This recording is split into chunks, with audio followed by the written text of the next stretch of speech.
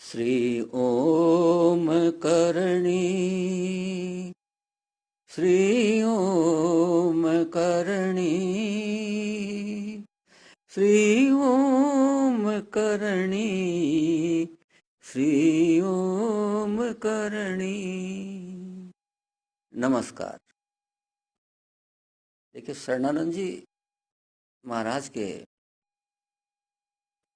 एक बिंदु का एक अंश आपको सुनाता हूं। शरीर और संसार के संबंध में वह अंश हैं। शरणानंद जी महाराज क्या फरमा रहे हैं?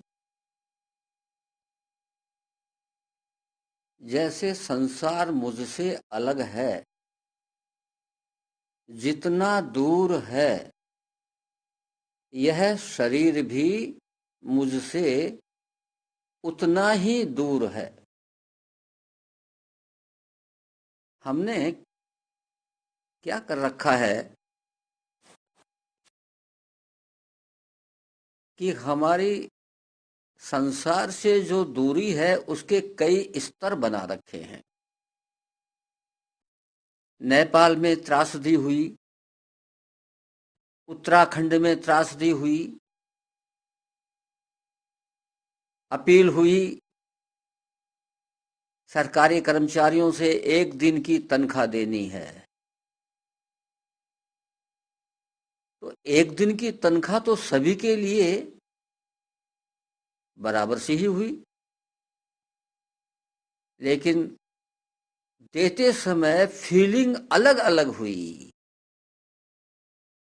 कुछ ने प्रसन्न होकर के दिया और ये सोचा कि भाई कुछ और दें तो अच्छा है। कुछ ने इनडिफरेंट एटीट्यूड से दिया, उदासीन भाव से।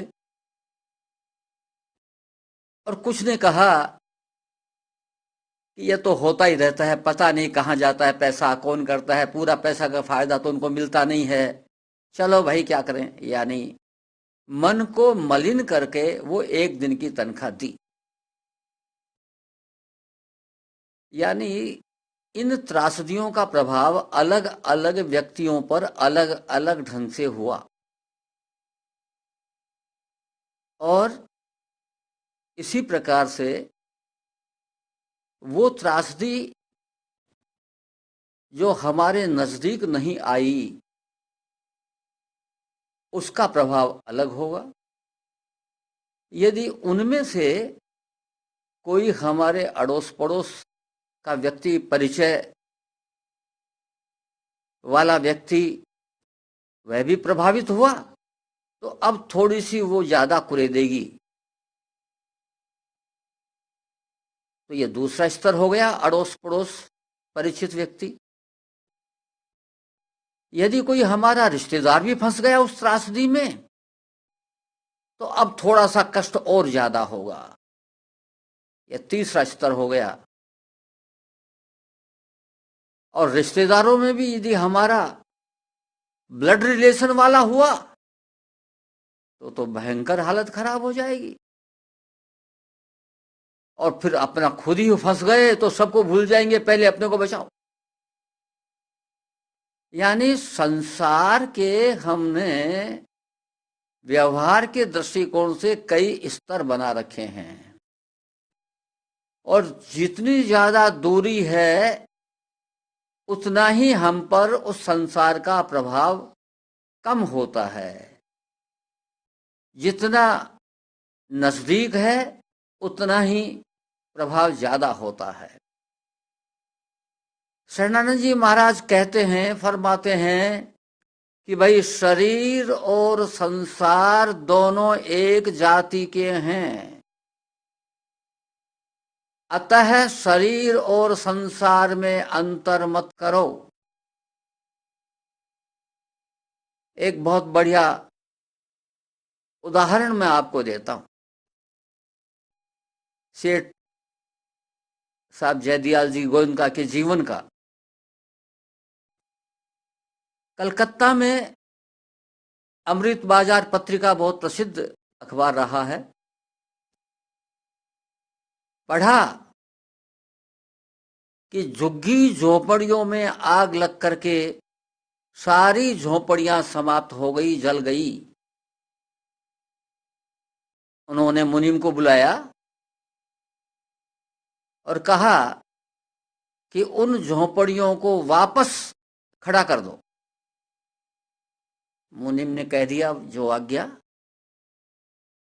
और सभी मजदूरों की जितनी झोपड़ियां जली थी, नई झोपड़ियां वैसी की वैसी, लगभग वैसी की वैसी वापस खड़ी कर दी। कुछ महीनों बाद में कोई प्रभु की लीला ऐसी ही थी कि आग फिर लग गई और सारी झोपड़ियां फिर खाक हो गई। मुनीम ने जल्दी जल्दी आकर के फिर कहा सेठ जी को कि साहब वो झोपड़ियां बनवाई थी वो तो फिर जल गई, सब खाक हो गई। मुनीम जी को कहा सेठ जी ने कि दोबारा बनवा दो, सब झोपड़ियां वैसे की वैसी तैयार करवा दो। मुनीम क्या करता, दोबारा बन गई झोपड़ियां। लेकिन पता नहीं प्रभु को कोई परीक्षा लेनी थी या कोई लीला करनी थी। कुछ महीनों बाद में फिर आग लग गई और सारी झोपड़ियां खाक। अब मुनीम ने सोचा कि अब की बार सेठ जी को बताना नहीं है, इस विषय में चर्चा ही नहीं करनी अपने को। तो चर्चा करेंगे वो कह देंगे फिर बना दो। तो मुनीम ने सेठ जी से चर्चा नहीं की, लेकिन प्रभु को तो लीला करनी थी ना। वो अमृत बाजार पत्रिका उनके सामने फिर पड़ गई और वो तो फ्रंट पेज पर ही बहुत बड़ा हादसा था। तो सेठ जी ने बुलाया मुनीम को कि अरे मुनीम जी ये फिर हो गया ये हादसा। तो हाँ महाराज हो गया, ये तो क्या करें, इनका तकदीर ही ऐसा है। तो बोले भाई फिर बना दो।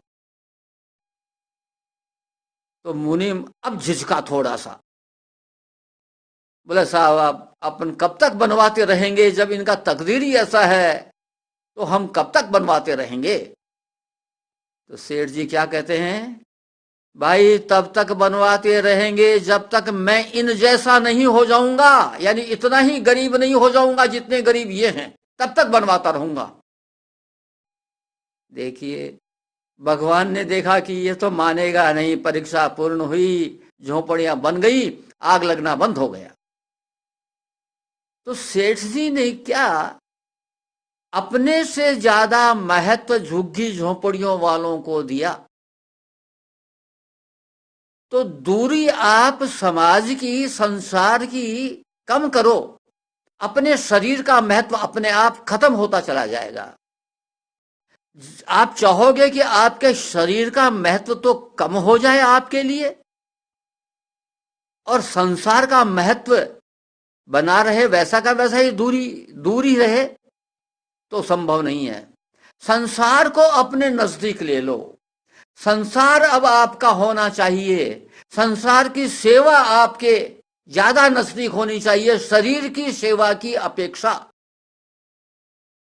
तो फिर आपको इस शरीर के संबंध में न जेवर जाठी की जरूरत पड़ेगी।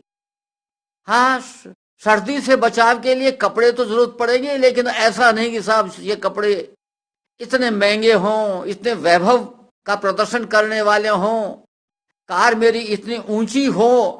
ठीक है, आपको आने जाने के लिए, सुविधा के लिए कार तो चाहिए, कोई न कोई व्हीकल तो चाहिए, लेकिन नहीं कि ना उसके पास में 15 लाख की है तो मेरे पास में 25 लाख की होनी चाहिए, उसके पास 25 लाख की है तो मेरे पास में 1 करोड़ की होनी चाहिए। यह वैभव प्रदर्शन की इच्छा समाप्त धीरे धीरे हो जाएगी जब आप संसार को नजदीक कर लोगे। अब आपको अपने लिए आवश्यकता पूरी करने के हिसाब से जो जरूरत है वो चीज तो आपको चाहिए, वो तो आ जाएगी, वो अपने आप आ जाएगी।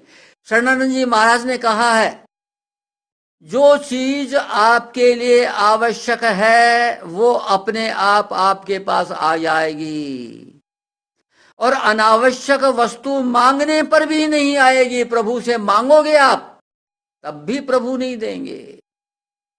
अनावश्यक है ना। इसलिए तो ये स्थिति कब आएगी कि आप अपने शरीर के लिए अनावश्यक वस्तुओं की तरफ देखें ही नहीं। वो वस्तुएं आपके लिए नहीं है, आपके काम की नहीं है। आवश्यक वस्तु तो अपने आप आपके पास आएगी, और अनावश्यक वस्तु आप मांगे तो भी न दें, ये स्थिति आ जानी चाहिए आपकी। तो तब आए जब संसार को आप ज्यादा नजदीक कर लो, शरीर अपने आप दूर होता चला जाएगा। और शरीर का दूर होना जरूरी है। शरीर का अलग होना आपके मन से, आपके भाव से, शरीर का अलग होना अलग है, लेकिन आप अब तक मानते नहीं रहे कि शरीर अलग है, ये शरीर संसार का अंग है, ये अभी तक माना नहीं है। जिस दिन जिस प्रकार से आपने मान लिया कि वास्तव में यह सत्य है कि यह शरीर भी संसार का अंग है, मेरा अंग नहीं, उसी दिन मुक्ति हो गई। आगे शरीर आपको मिलेगा नहीं। वो शरीर समझ लेगा कि अरे ये तो, इनको तो मेरी परवाह नहीं है, इनके पास आके क्या करूं। भगवान भी देख लेंगे कि अब इसको शरीर की आवश्यकता नहीं है, आगे शरीर आपको मिलेगा नहीं, तो मुक्ति हो गई। तो इस प्रकार से संसार को अपने नजदीक करो, उनकी आवश्यकताओं को समझो, उनके कष्टों को समझो, उनके दुखों को दूर करने का प्रयास करो, लेकिन अपनी सामर्थ्य के अनुसार। यह भी ध्यान रहे कि कोई व्यक्ति आपकी उदारता का नाजायज लाभ न उठावे, कोई व्यक्ति आपको मूर्ख न बनावे। लेकिन